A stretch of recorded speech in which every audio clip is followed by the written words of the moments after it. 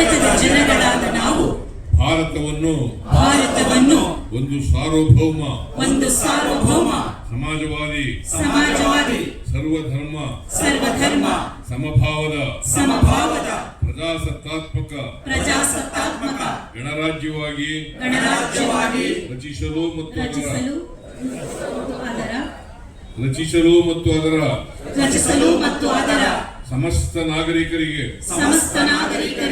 ಸಾಮಾಜಿಕ ಆರ್ಥಿಕ ಮತ್ತು ರಾಜಕೀಯ ನ್ಯಾಯ ವಿಚಾರ ಅಭಿವ್ಯಕ್ತಿ ವಿಶ್ವಾಸ ಧರ್ಮಶ್ರದ್ಧೆ ಮತ್ತು ಉಪಾಸನಾ ಸ್ವಾತಂತ್ರ್ಯ ಸ್ಥಾನಮಾನ ಹಾಗೂ ಅವಕಾಶ ಸಮಾನತೆ ದೊರೆಯುವಂತೆ ಮಾಡಲು ಮತ್ತು ವ್ಯಕ್ತಿ ಗೌರವವನ್ನು ರಾಷ್ಟ್ರದ ಏಕತೆಯನ್ನು ಹಾಗೂ ಅಖಂಡತೆಯನ್ನು ಸುನಿಶ್ಚಿತಗೊಳಿಸಿ ಅವರಲ್ಲಿ ಭ್ರಾತೃಭಾವನೆಯನ್ನು ವೃದ್ಧಿಗೊಳಿಸಲು ಶ್ರದ್ಧಾಪೂರ್ವಕ ಸಂಕಲ್ಪ ಮಾಡಿದವರಾಗಿ ನಮ್ಮ ಸಂವಿಧಾನ ಸಭೆಯಲ್ಲಿ